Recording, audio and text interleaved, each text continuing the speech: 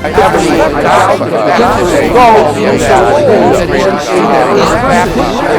I don't go to Paul if there wasn't.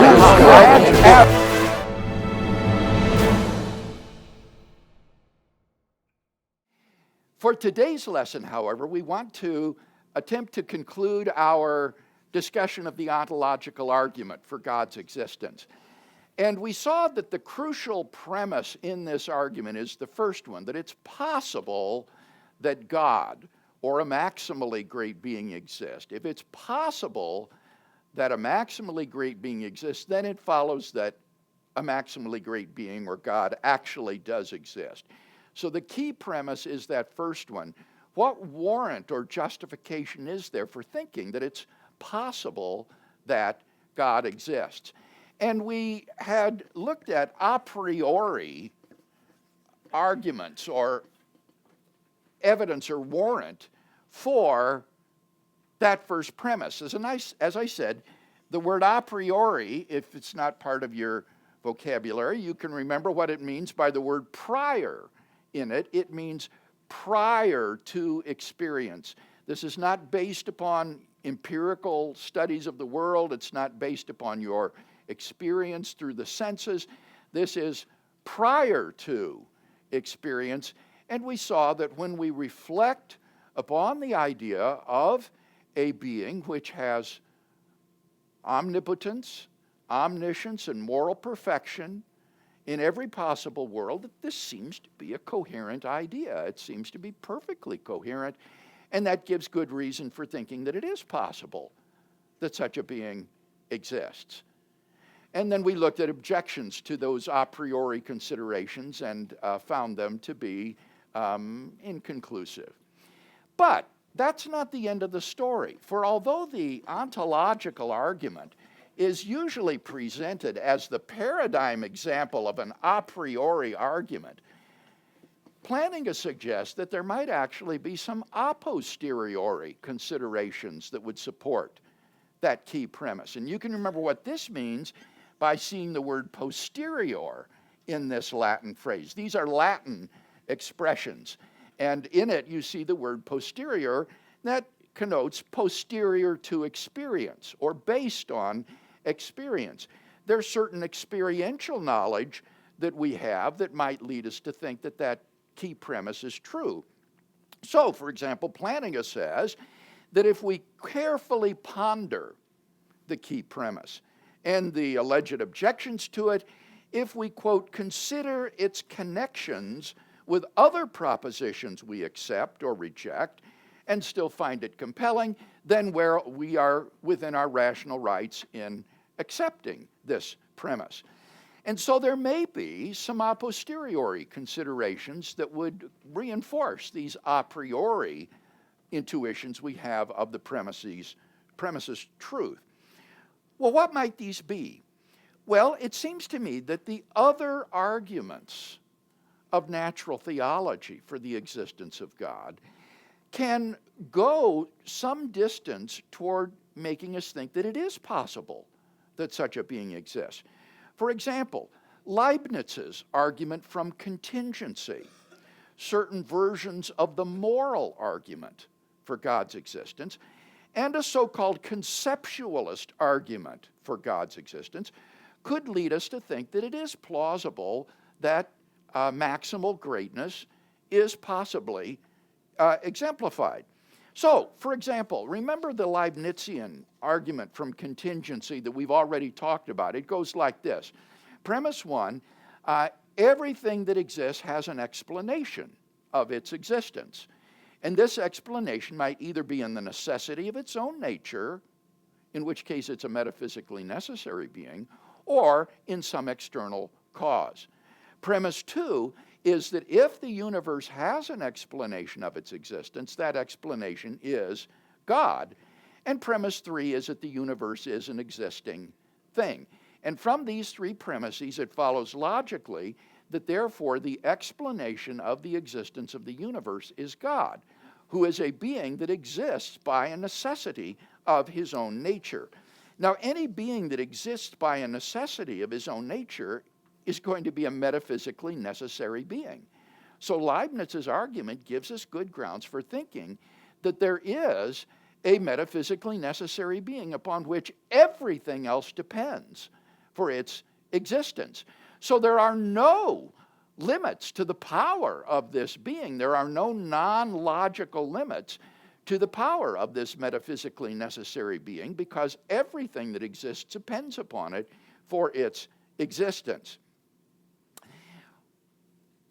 Or consider the moral argument for God's existence. Again, we've already talked about the moral argument. It could be summarized like this. Premise 1, if God does not exist, then objective moral values and duties do not exist. If there is no God, then there is no absolute standard of right and wrong, good and evil. Everything becomes relative. So if God does not exist, objective moral values do not exist. Premise 2, objective moral values and duties do exist. Certain things are really right or really wrong. Certain things are really good or really evil, from which it follows 3, therefore God exists. Now, I'm not interested in redefending the moral argument now. We've already done that. But what I want to point out is that if moral values and duties depend in this way upon the existence of God, then since certain moral principles are necessarily true, it follows that the God who grounds them must be a metaphysically necessary being. That is, a being that exists in all possible worlds. For example, one naturalist, philosopher of science, Michael Ruse, has written, "The man who says that it is morally acceptable to rape little children is just as mistaken as the man who says 2 + 2 = 5. Now think of that statement. The man who says that it's morally acceptable to rape little children is just as mistaken as the man who says 2 + 2 = 5.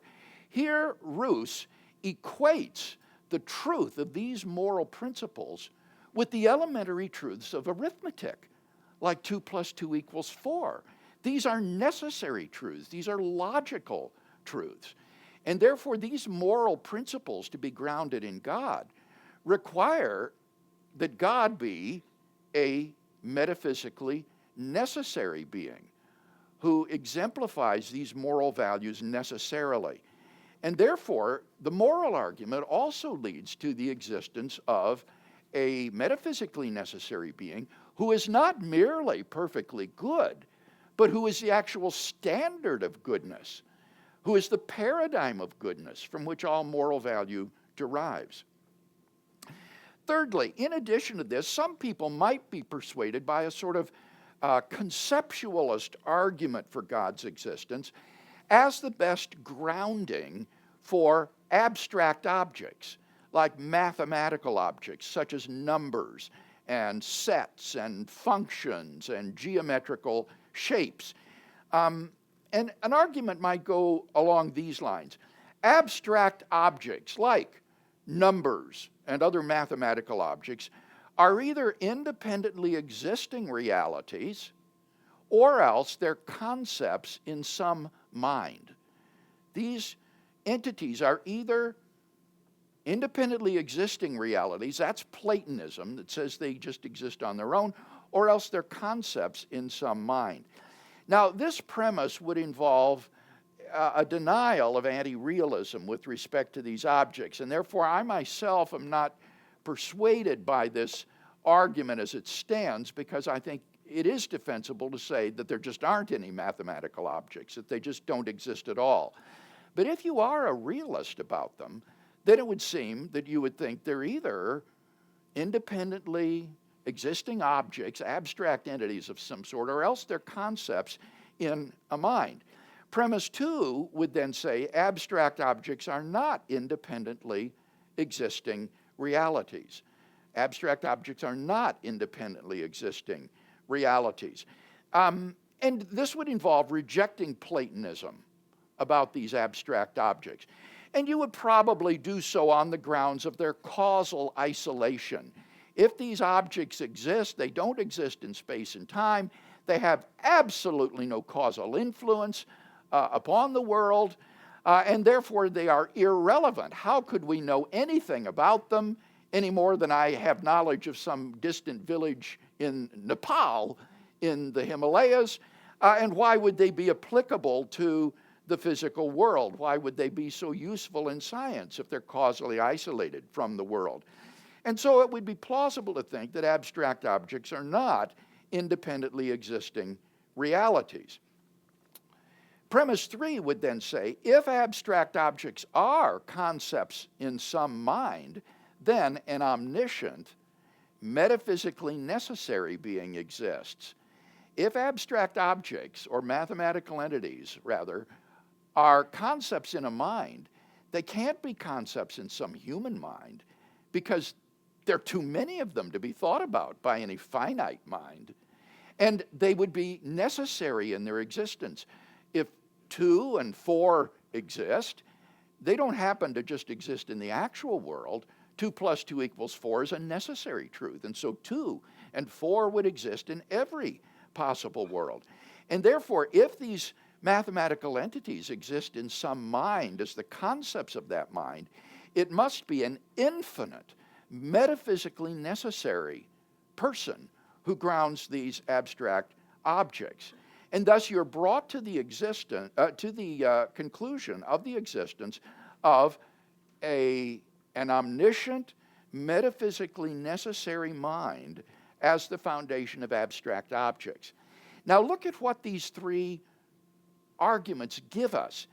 Each one of us gives us a metaphysically necessary being, a being that exists in every possible world. The Leibnizian argument, the moral argument, the conceptualist argument, all yield a metaphysically necessary being. The Leibnizian argument gives you a being which is the source of all reality outside itself, and therefore plausibly all-powerful. It has no non-logical limits on its power. The moral argument gives you a being which is morally perfect. And the conceptualist argument gives you an omniscient being which grounds these mathematical truths. In other words, you've got here the elements that make up maximal greatness, don't you? You've got metaphysical necessity, omnipotence, moral perfection, and omniscience. So these other arguments of natural theology can provide support for the idea that it is possible that a maximally excellent, or maximally great, rather, being exists. And I think here as well, considerations of simplicity also come into play. For example, it's simpler, isn't it, to postulate one metaphysically necessary, infinite, omniscient, morally perfect being than to think that there are 3 separate beings that have these properties, that there are 3 metaphysically necessary beings, one of which is omniscient, one is morally perfect, and one is omnipotent and the source of all reality. It is simpler to say that all of these arguments are leading to the one metaphysically necessary being who is omnipotent, omniscient, and morally perfect. Moreover, as Richard Swinburne has pointed out, it seems plausible that it's simpler or less ad hoc, less contrived, to say that a property that comes in degrees has either 0 or infinity as its value, rather than some arbitrarily selected finite value in between. It would be simpler to just say it's infinite or it's 0, rather than having an inexplicable finite value somewhere on the measurement. And so it would be more plausible to think that maximal greatness is possibly instantiated than quasi-maximal greatness, a being which has infinite power, intelligence, and perfection morally. So on the basis of these sorts of considerations, which are a posteriori, I think that we could well consider ourselves to be warranted in believing that it's possible that a maximally great being exists. Any interaction or question about those considerations? Yes, we'll take questions over here as soon as we get the mic. Yeah, the only hesitation I guess I have with using the other arguments for the existence of God with the ontological arguments, I feel like it kind of almost makes the ontological argument sort of redundant, because I always just Right. like it to stand by itself. And even, of course, even when you bring this up to some of my atheist friends, they point out the same thing, because then they'll just say, well, then what do you even need the ontological argument for at that point? That is the next point Okay. that I'm going to make, Cody. So let me hang on to that question, and I will get to it. But don't forget, Cody, that we've still got the a priori warrant for the key premise. These a posteriori arguments confirm that or are a second line of defense, but it's not as though the ontological argument depends wholly on these a posteriori considerations. Yes? I was curious regarding the moral aspect of, you were talking about, you used the example of numbers to say that they exist independently of any one person, essentially, and that their existence is dependent on a maximally great being. What about moral virtues such as things like, I don't know, courage or honesty or integrity? You could also say that those exist independently of any one given individual person. Could that, in a sense, add fuel to the argument as well, or to what degree does it relate to it? Yes, and that is what I was trying to say. I think that you've captured correctly what I was trying to say. Imagine a world in which no human beings exist. The moral principle, it is wrong to torture a child for fun, would still be true in such a world. That principle doesn't depend for its truth upon any actual children that exist. Or imagine a world in which there are actual children, but none are actually tortured. That moral principle would still be true in that world, that it's wrong to torture a child for fun.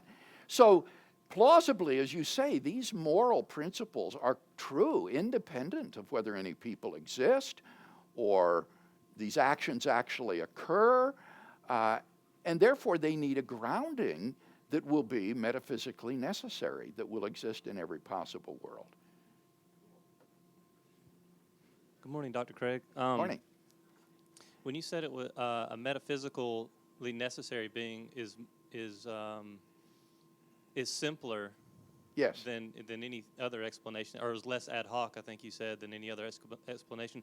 What about people who posit physical explanations for the universe, like multiverse hypothesis or whatever? Are those things, and they sometimes would consider those more simpler than, say, a metaphysical, than going to the metaphysical, staying in the physical, and that would be more simpler. What you're doing there is recurring to those arguments again, and I'd rather not go back and rehearse those arguments once again. Look at our discussion there, where I interact with multiverse hypotheses as a possible explanation of the origin of the universe. What I simply want to do here is say, let's suppose that you are convinced that these arguments are good. We've already defended them, and suppose you agree with me that these three, or that at least two of the three, are good arguments. Would these lend a posteriori support to the ontological argument? And that's all I'm saying here. Now, again, it would take us too far afield to go back and rehearse the arguments once more. Look at the discussion of those. What I want to draw out here is the remarkable coalescence, I think, of the conclusions of these arguments with the key premise in the ontological argument. All right, now the question which arises at this point is the one that I think Cody has broached. Doesn't the ontological argument now become question-begging? Now, what does it mean for an argument to be question-begging? Well, what it means is that your only reason for accepting a premise in the argument is that you already believe in the conclusion. So you accept the premise because you already believe the conclusion is true. And so you're begging the question, or you're arguing in a circle. Let me give an example. Consider this as an argument for God's existence. Either God exists or the moon is made of green cheese. The moon is not made of green cheese, therefore God exists. Now, that is a sound argument for God's existence. Both of its premises are true. Since God does exist, it's true that either God exists or the moon is made of green cheese. In order for that disjunction to be true, one of the disjuncts needs to be true. And since God does exist, that's true, that either God exists or the moon is made of green cheese. Second premise is true. The moon is not made of green cheese, therefore God exists. So this is a logically valid argument with true premises, which implies the existence of God. Yet no one would think this is a successful piece of natural theology. Why not? Well, because the only reason you would have for thinking that the first premise is true, that either God exists or the moon is made of green cheese, is because you already believe the argument's conclusion, that God exists. And so you're reasoning in a circle, you're begging the question. And the question now is, well, if the reason that you think it's possible that a maximally great being exists is because you believe that a maximally great being does exist, well then aren't you similarly begging the question? If on the basis of the Leibnizian moral and conceptualist arguments for God's existence, you come to believe that a maximally great being exists, then of course it's possible that he exists. You've proven that he already does. So doesn't the ontological argument then become question-begging or redundant, as Cody says? Well, I think that this misgiving may result from thinking of the project of natural theology in too linear a fashion. We shouldn't think of the arguments of natural theology as being like links in a chain, where the chain is only as strong as the weakest link. So that if the weak link is broken, then the whole chain is broken and becomes unable to bear the weight that you would want. We shouldn't think of the arguments of natural theology in that linear fashion as like a chain of links which is only as strong as the weakest link. Rather, the arguments of natural theology are more aptly compared to a coat of chainmail, like a knight used to wear, where the links all reinforce each other, so that the coat of mail is not as weak as the weakest link.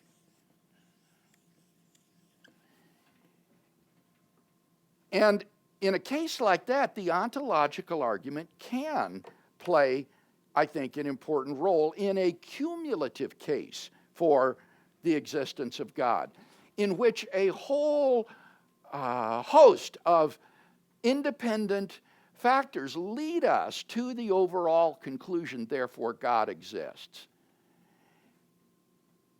Now, if that's right, then Anselm was wrong in thinking that he had discovered a single argument which, standing alone, would prove God's existence in all of his greatness.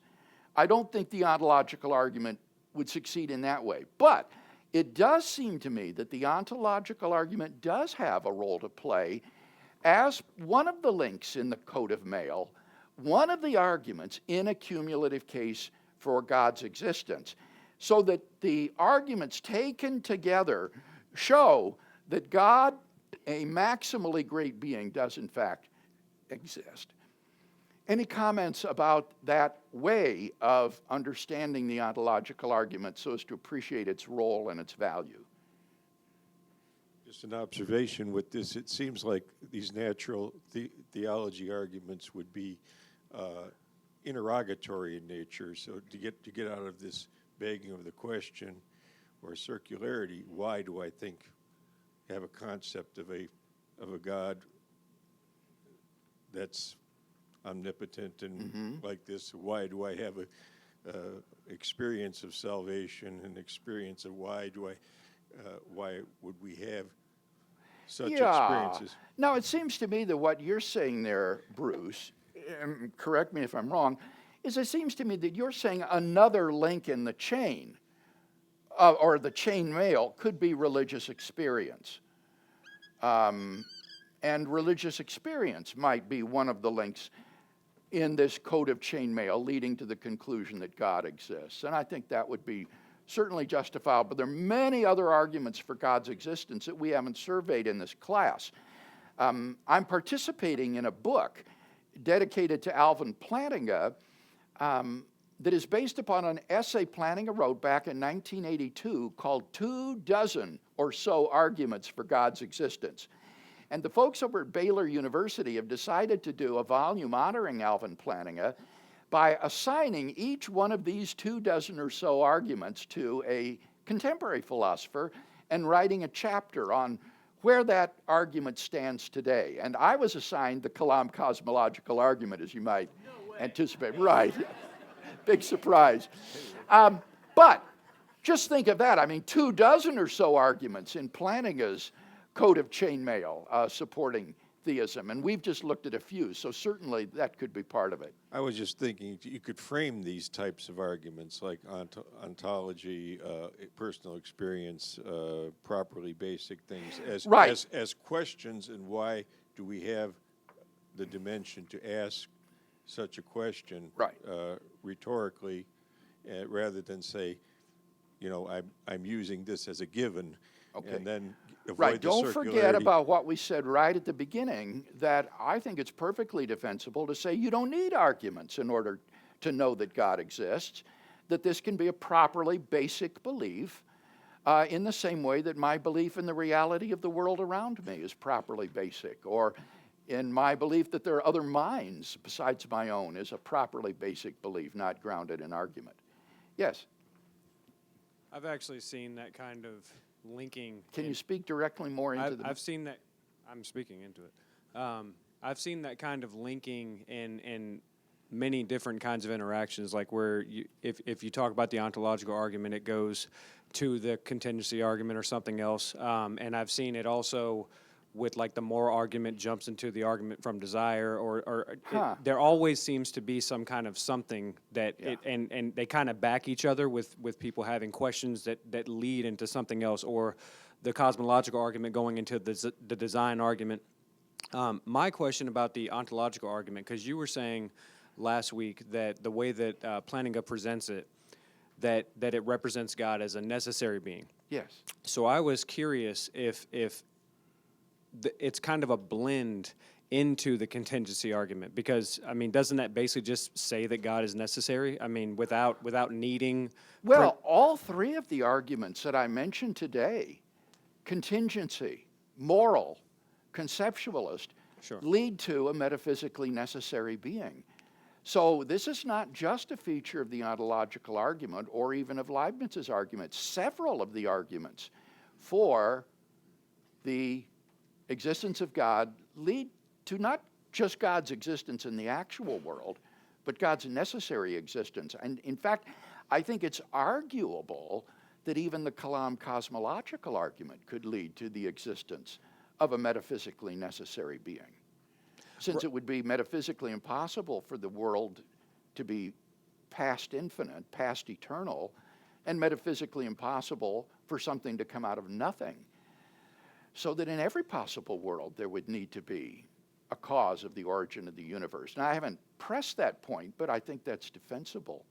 Right. I think my question was more of providing that God is necessary a priori, like not needing any of... Yes. Well, now, that isn't... The Leibnizian argument doesn't assume that a priori.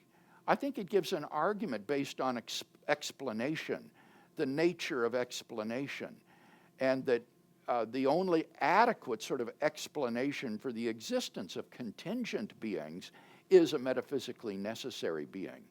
So this is still an argument. It's an inference. It's not just an assumption. Okay, someone else? Very stupid question, but I think the ancients used to think like if anything exists, then like it's either contingent or it has to be necessary. So that means that ultimately, if anything exists, there has to be a necessary existence. It's always been. Now, if you say, well, there could be more than one, then they would have no contact with each other. And so for this existence, there always is a maximal supreme being. Yes, well, let me just say a couple of things. Steve is certainly right that ancient Greek philosophers did think there was a necessary being.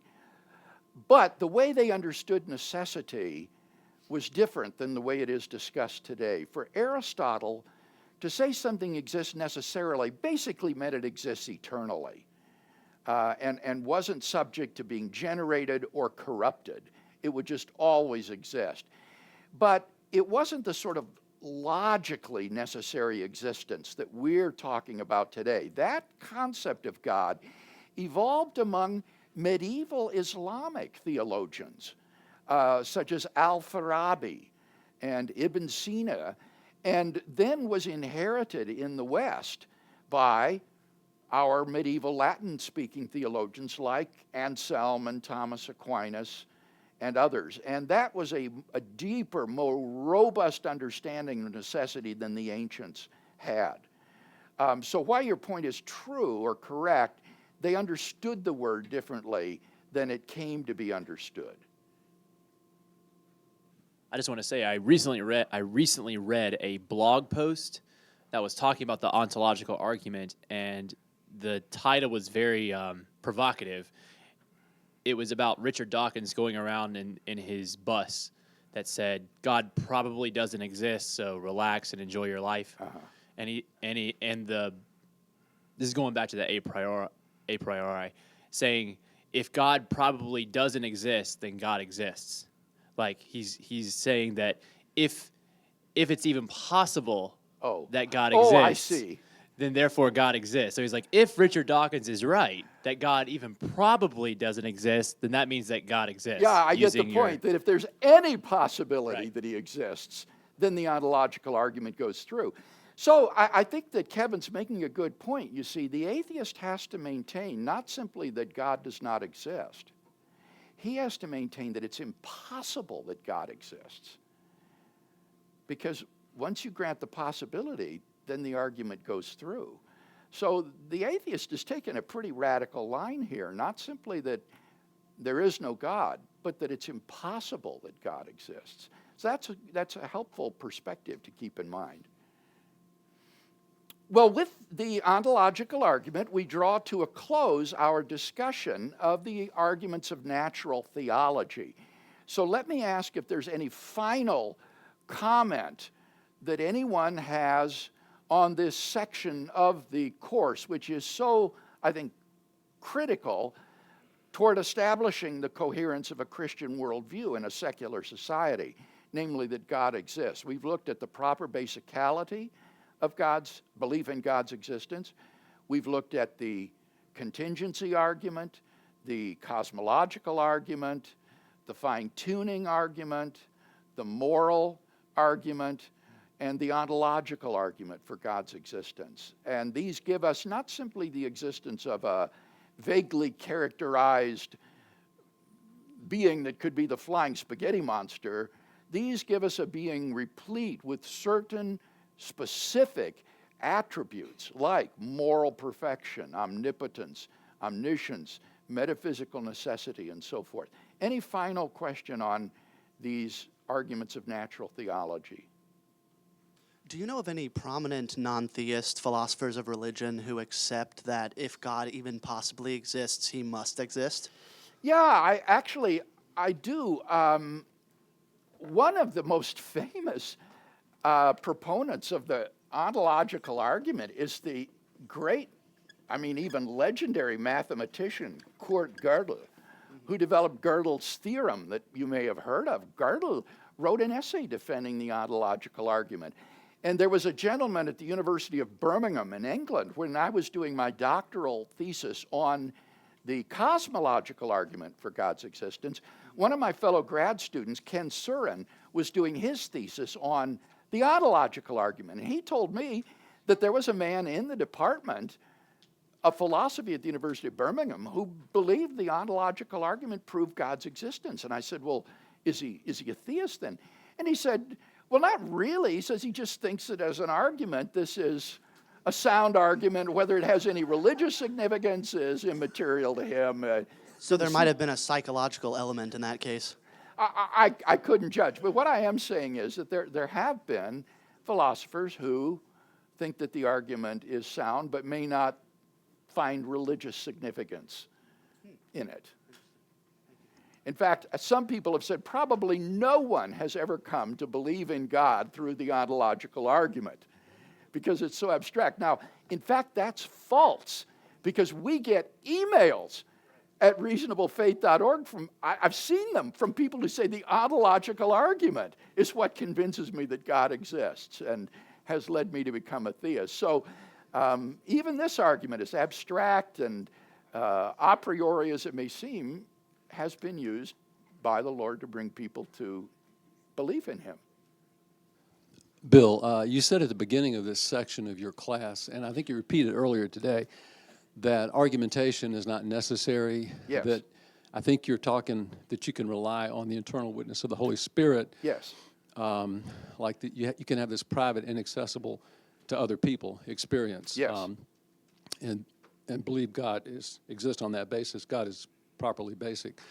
What do you do with the response that says, well, every time in Scripture where you have skeptical people who are asked to believe in God or accept, the resurrection of Christ, they're given some evidence or argumentation.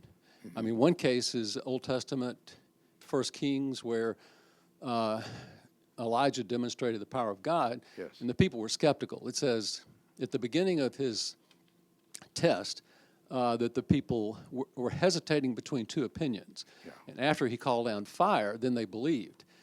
And This is the contest with the prophets of Baal, right? That's right. That's right. And then one other Okay. example in Acts 17 at Mars Hill, where Paul, confronts people who are skeptics, and at one point he says, "I give you proof that this unknown God that you're searching for exists, because he raised Jesus from the dead." So he gave them evidence. So what's your response to that? Yes. I draw a fundamental distinction, George, between knowing Christianity to be true and showing Christianity to be true. We can know that Christianity is true in a properly basic way through the inner witness of the Holy Spirit. But when it comes to showing skeptics that our faith is true, then we need to give apologetic arguments and evidence. So, Elijah didn't need the fire to come down from heaven to convince him that Yahweh is the true God. He was already convinced. He knew that God exists. But to show the people and demonstrate the imposture of the prophets of Baal, he set up a contest where there would be argument and evidence. So it seems to me that this fundamental distinction is very helpful in showing the proper role for both of these, both proper basicality, but then also showing the use of apologetics. And that's the way I would understand it. Now, the arguments of natural theology for God's existence are only, in one sense, one side of the coin, because we also would need to consider what are the arguments on the other side against the existence of God. Maybe there are such powerful arguments for atheism that they simply outweigh these arguments for God's existence and tip the weight of the scale in the other direction. So what we want to now take up, beginning next week, would be arguments for atheism, and especially the problem of suffering and evil in the world. If there is an omnipotent, all-loving God, then isn't that incompatible or improbable with the truly horrendous and innocent suffering in the world? How are we going to deal with that problem? That will be the question then that we'll take up next time. All right, let's bring our class to a close with a benediction. And now may the God who is the source of all being, who is limitless in his power, infinite in his intelligence, equip you with everything good and strengthen you so that we may live lives pleasing to him and useful in his service. Through Jesus Christ our Lord. Amen.